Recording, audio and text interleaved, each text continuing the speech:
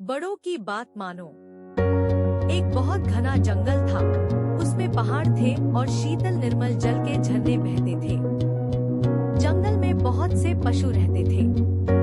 पर्वत की गुफा में एक शेर, शेरनी और इनके दो छोटे बच्चे रहते थे। शेर और शेरनी अपने बच्चों को बहुत प्यार करते थे।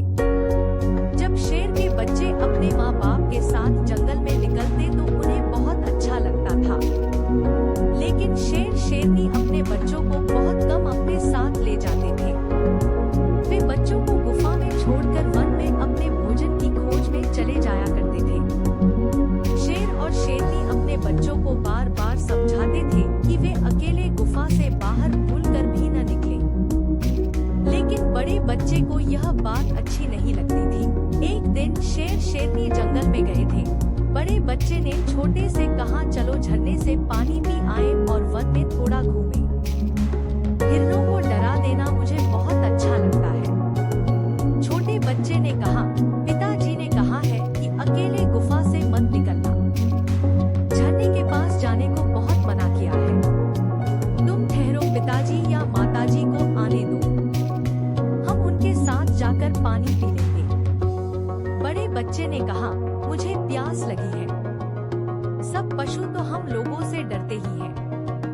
फिर डरने की क्या बात है। छोटा बच्चा अकेला जाने को तैयार नहीं हुआ। उसने कहा, मैं तो माँ बाप की बात मानूंगा। मुझे अकेला जाने में डर लगता है। बड़े भाई ने कहा, तुम डरपोक हो, मत जाओ, मैं तो जाता हूँ। बड़ा बच्चा गुफा से निकला और झरने के पास गया।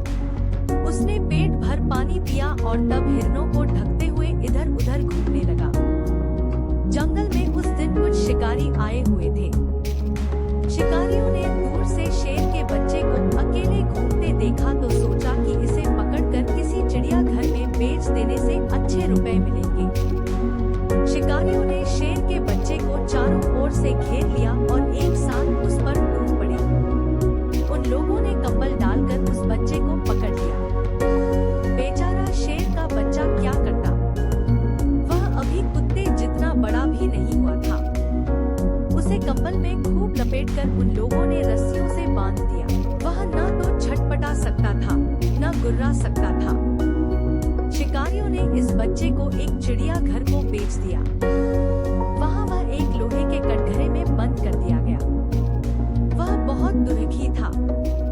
उसे अपने माँ बाप की बहुत याद आती थी।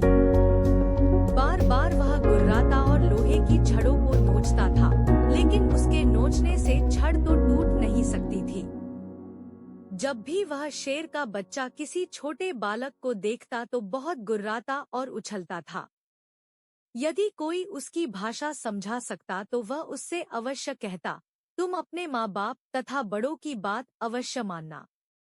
बड़ों की बात न मानने से पीछे पश्चाताप करना पड़ता है।